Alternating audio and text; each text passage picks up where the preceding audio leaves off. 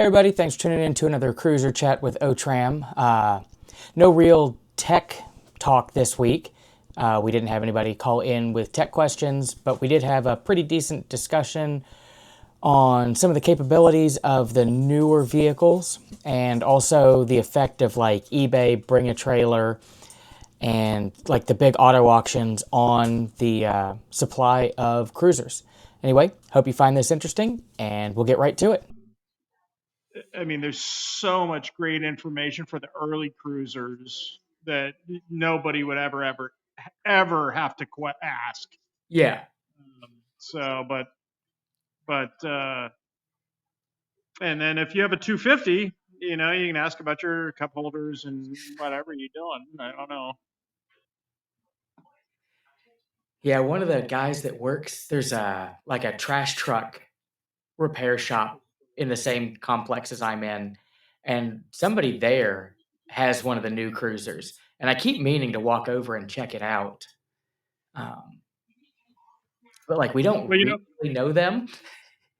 Heather Royston, the president of the TLCA, they have one, and they wheeled with us in Arkansas at Cruiser Crawl, Hmm. and that thing is capable and super nice. They had just bought it and brought it out on the trails. I think that I mean they're good trucks. They have a lot of fancy stuff in them. I mean, I don't I don't like things with too much stuff, but they really liked it, and they We kept up with us in our old trucks. So can you hear me? Yeah, yeah, you're here. Yeah. So we were on the Rubicon with one 250, and it did fantastic. Yeah, I can't wait to see one on the trail. Yeah, they're nice. I was super impressed. It's like way back in the day when the FJ Cruiser first came out and Trail Teams was taking them around to all the events. They were at G Smitter and it was pouring rain, and I think it was on the Slick Rock Trail, but there was a bunch of rock buggies not making it up this obstacle.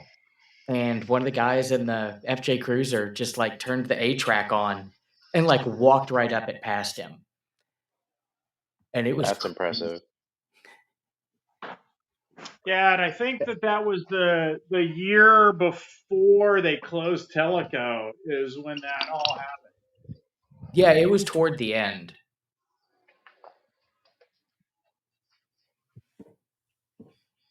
Yep. Still don't like the FJ Cruiser. Sorry, guys. Me neither. My mom You know, had one for a while. I hey, hated it.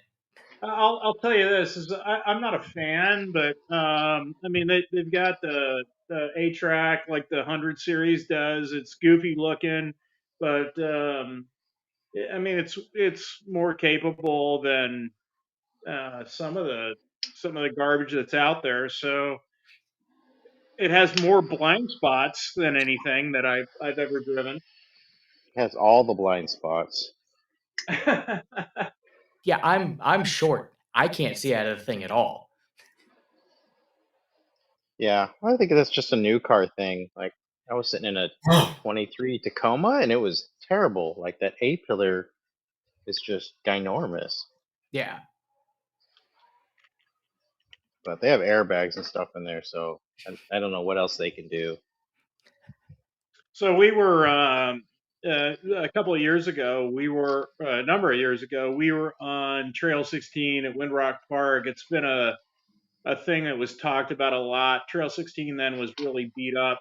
We got stuck in the rain, and we had two or three FJ Cruisers with us, and they were really capable, and they really helped us get some of the broken trucks out. And it was only because of the A track and the guys that had the trucks knew how to wheel them, and they had some lift on them, and they had some good tires. So they don't suck.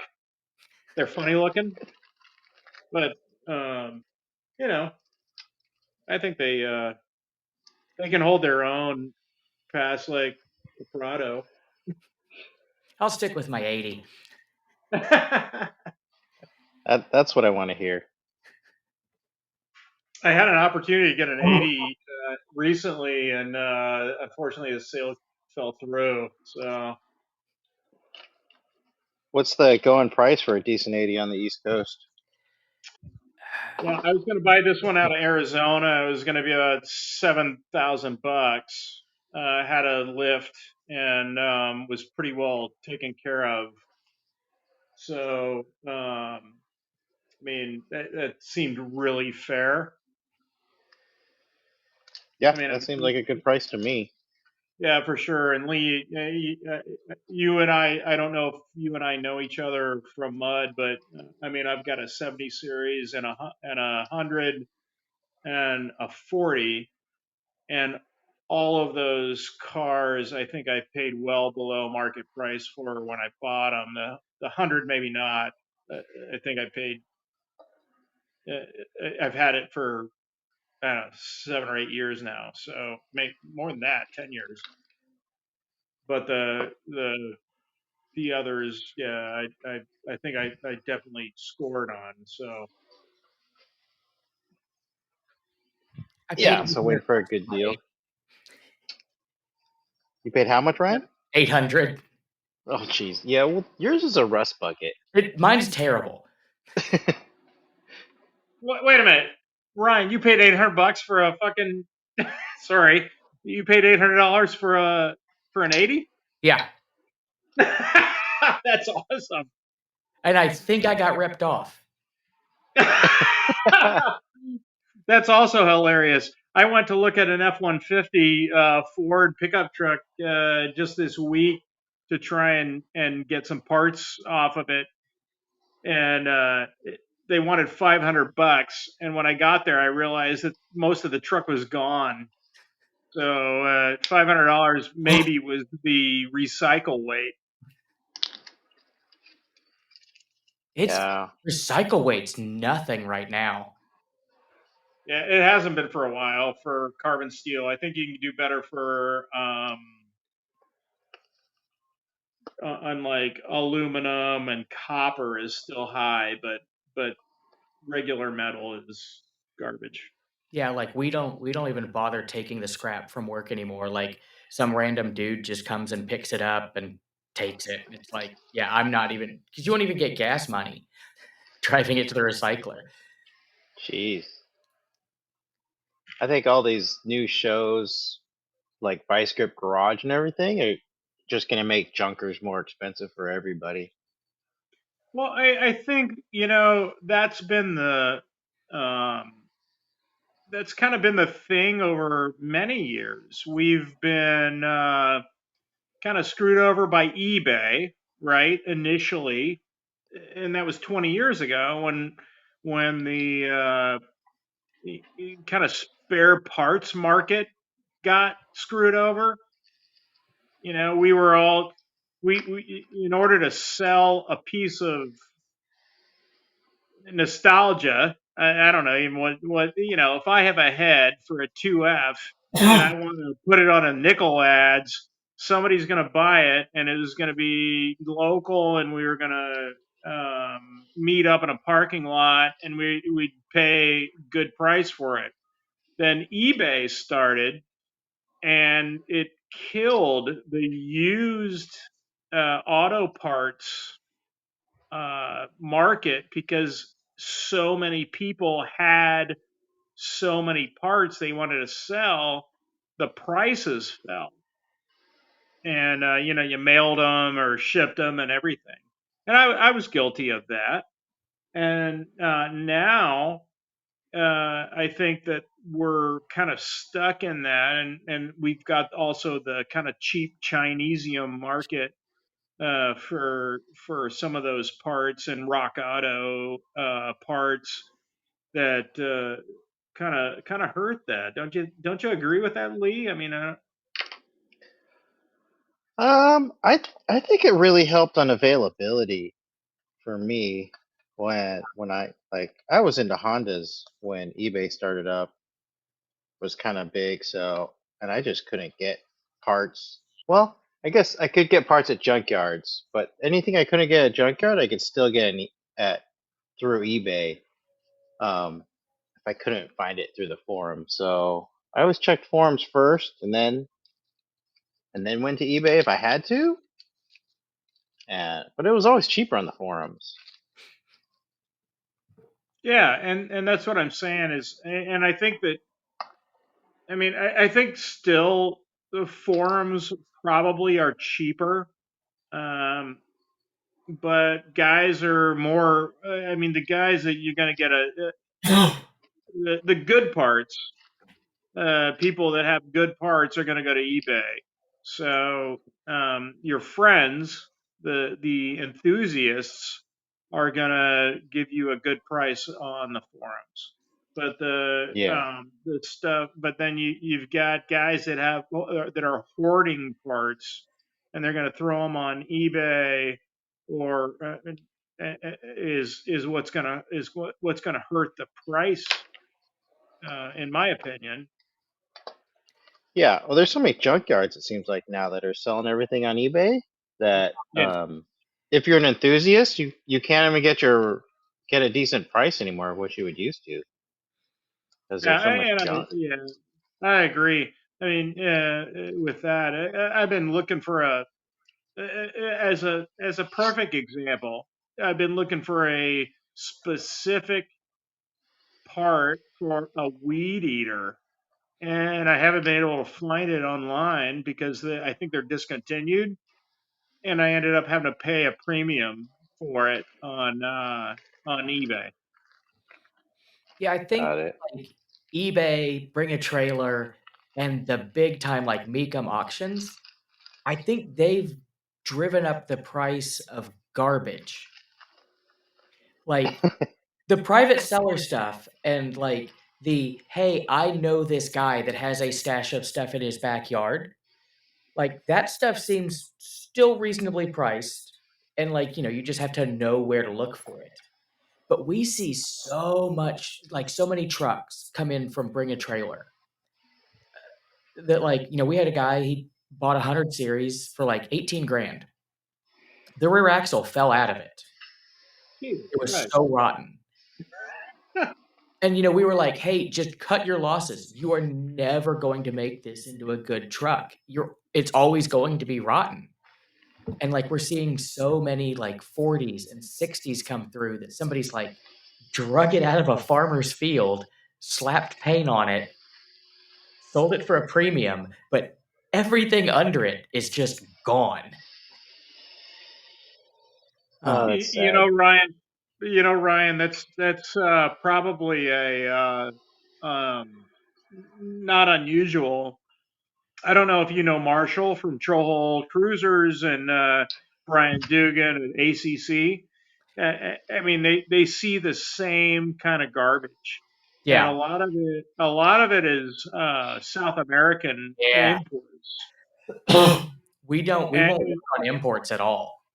Oh no, and you know what, Brian at ACC it says, nah, if you brought that pile of garbage from Colombia or whatever, I'm not going to look at it to evaluate it unless, and I'll fix it if you have hundreds of thousands of dollars. I don't know what Troll Cruisers does, but I think that they're very, based on a conversation that I had over a campfire, I'm pretty sure they're the same way. Yeah, And I think everybody's starting to get that way. it's unfortunate, because there's great parts and cool trucks to be had from down there, but yeah, it's complete nonsense. And and the um, non knowing, what do we call them? I mean, the people that are not in the sport or in the hobby just don't get it, and then they buy this stuff because they think it's so cool, which is what's driving the price up of a 40 or an 80 or a 60. and then they get this garbage, and then they want somebody like you to try and fix it. Come on, man. It We had ain't a happening. 70 series that the motor mounts were 2 by 4s, drive shaft with soup cans welded end to end, Wow. and, like, the spring bushings were just like milk carton slivers shoved in between the pins and the spring. Like, so So I think where we're going with this episode is you need to like take out all of the parts of how I'm unhealthy and you were sick, and how people shouldn't be buying garbage, right? yeah. We Yeah, but people are desperate. There's only so many available. But why are they desperate for it? I mean, and that's I think the weird part is, you know, uh, I've been uh, when I was initially involved in uh, building goofy cars, I was an cooled Volkswagen guy, and we sold all that stuff. I got married, and we moved all around the United States, and then moved overseas. And then when I came back from overseas, I was just like, you know what? I'm desperate for a cool hobby, and it was kind of between a Ford Bronco and a Land Cruiser, and I just happened into a Land Cruiser, and that's what bit me, and I'm all in. So I think Land Cruisers have become a bigger part of like car culture now, to the point where we're seeing them in movies. Like basically every other movie I see, there's a Land Cruiser in it now. You know, and if there's a a lot of 40 or a 60, 60 or whatever. Yeah, a lot of 60 series, right? yeah, a lot of 60 series, a few 80s here and there, 40s, like some of these old war movie or like these war movies. You know, um, they're popping up everywhere. Joe Rogan's got one. Um, it's a thing now where I think before nobody really cared about them in like U.S. pop culture. Yeah, they're becoming like a status, like a "I'm cool. I'm gonna drive my Yeah, off-road rig to Starbucks." yeah. That guy who I don't know, that Navy SEAL guy that wrote all those books. You know, they're all in his books. You're talking about Jocko? Marcinko? But I'm not sure. I think he had a book recently. There's something to do with an axe.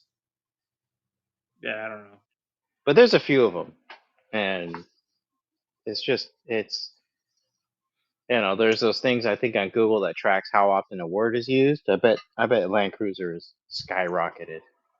Yeah, it's weird, right? I mean, uh, when I started working on old cars, it was air cooled VWs, and now, yeah, and it would cost you 300 to 600 bucks to get a full complete car, and now if you're lucky, you can get a full complete car for 12 to 1800 bucks, and maybe 3,000 if it runs. It's crazy.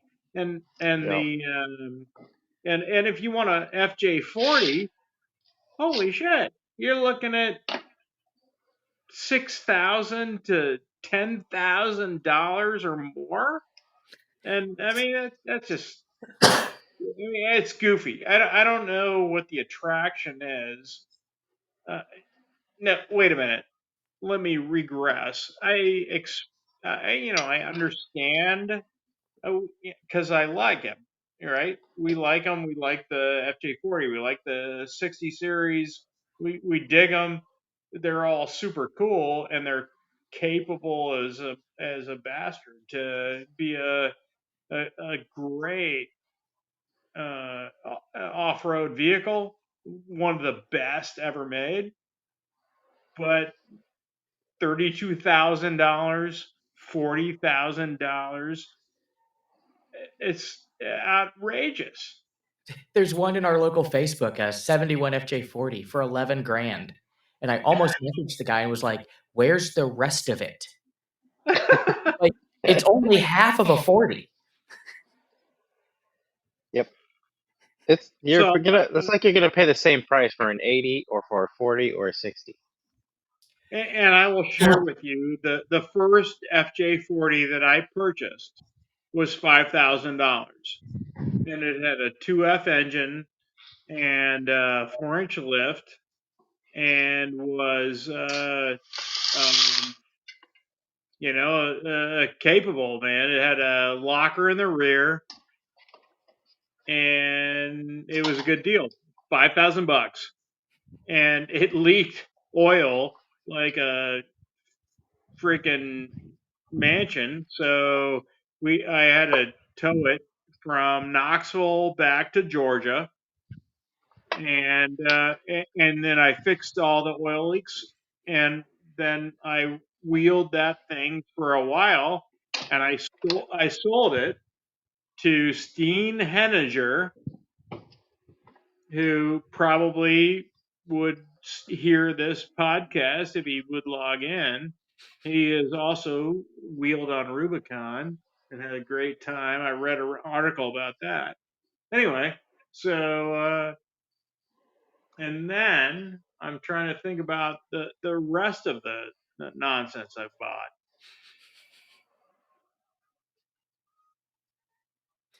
Yeah, I'm Yep. lucky. I haven't bought a lot of trucks. I've just had a few really crappy ones. The ones that nobody wants, they come in and they don't want to. After you tell them how much it's going to cost to fix, they say, "Hey, can you just take this off my hands?" So we've never gotten that far. I think people get their feelings hurt, um, because we have so many people that come in for a post-purchase inspection, and it's like, "Hey, I know you just bought this, but it needs 15 grand in work to be safe." Oh boy. And and everybody's like, "What?" It's like, "Yeah, that's why you get the pre-purchase inspection." Yeah, that's harsh. Yeah, like, Sometimes How, you hey, just want one so bad. Ryan, how often does that happen? I mean, for you guys, I mean, it's like weekly, monthly, multiple daily. times a month. Um, yeah, I would say, probably 2 or 3 times a month. Wow. Like, we had a week where we had 400 series come in that were not safe to drive home. We were like, "I don't know how you drove this here, but you shouldn't drive it anymore." And I'm kind of curious how they found you, and then after they bought the car, right? Yeah. So it's weird, you know. Hey, I bought a Volkswagen. I found a Volkswagen guy.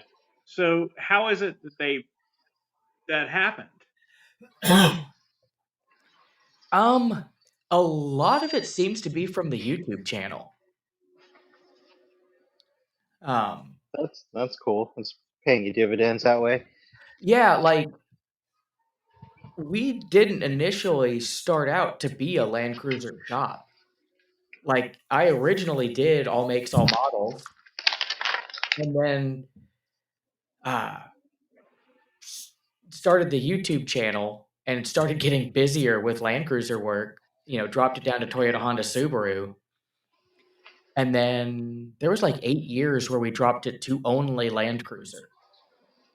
Um, and we've opened it back up again to all makes, all models, just to try to get more local customers because most of our jobs were coming from an hour to 7 hours away.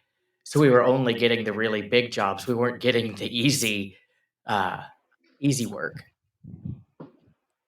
But yeah, and we'd started to slow down because I hadn't done YouTube videos consistently for like 2 years. And as soon as I ramped up doing videos again, the Land Cruiser work ramped up again, um, which is just mind boggling to me. But Well, good. That means we'll keep getting more videos from you. yeah, that's the goal. It's been rough the last couple of weeks because I haven't been able to get rid of the cough after the flu, and trying to shoot a video and edit all the hacking out has been fun. Yeah, editing video sounds like a complete pain. It's not I've bad. o- I've done a little bit, but it's way easier to edit the podcasts.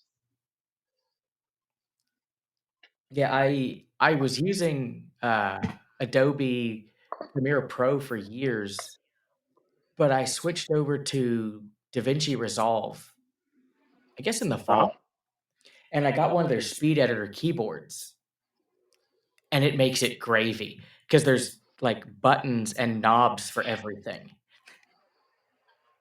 Oh, I might have to get one then. Yeah, like you import all your clips and you like scroll through it and set in and out points with the keyboard, and then it just drops it all down into the timeline, and then you just have to check your transitions and go. It's so All much right, nicer.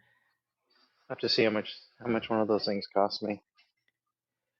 I want to say the mini speed editor like I've got, I think it's like 300, but it comes with the lifetime license for the software.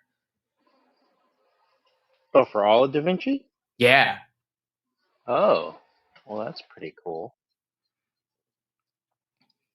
And that's like when I do the edit for this podcast, I actually do it in DaVinci because that's the only audio editor that I know how to use.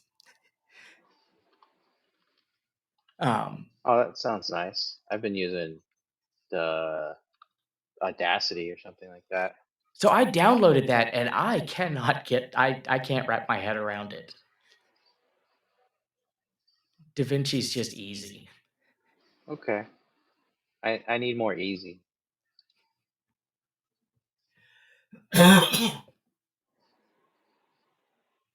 But yeah.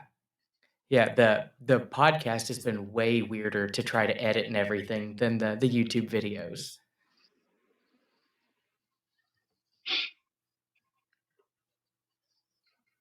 Weirder?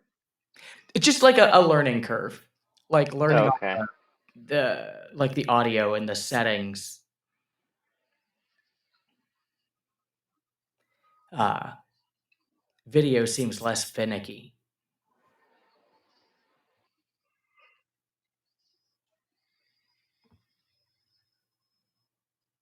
Huh. Yeah, that's odd. I would think audio would be like 2 times easier. Yeah, I mean, and maybe I'm just making it too difficult, but yeah, like in the videos, I've got my wireless mics. The receiver plugs right into the top of my camera, so all I have to do is remember to turn everything on, and it all syncs up and does its thing, and it's good to go. Got it. I guess I feel like I can. I don't know why we're going so deep into editing, but when I'm doing the podcast stuff, I can chop out like whole sentences if something doesn't something's off. But with video, I can't I can't do that because it'll the it won't people are gonna move, right? They're gonna, oh, that person just skipped over 3 feet over, or all of a sudden their hat's backwards. So I'm lucky that I'm filming with a tripod and I'm the only one in the videos.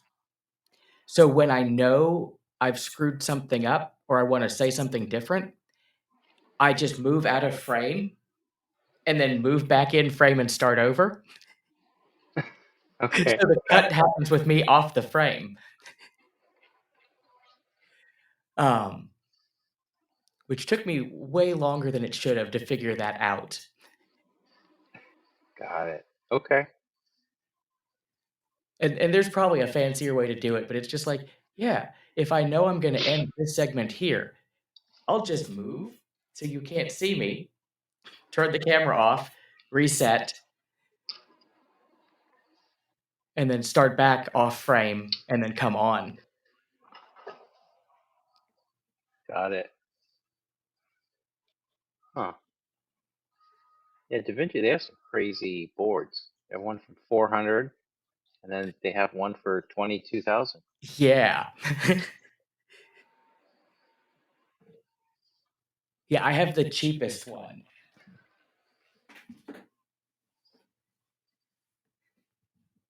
Yeah, that thing looks cool. Okay.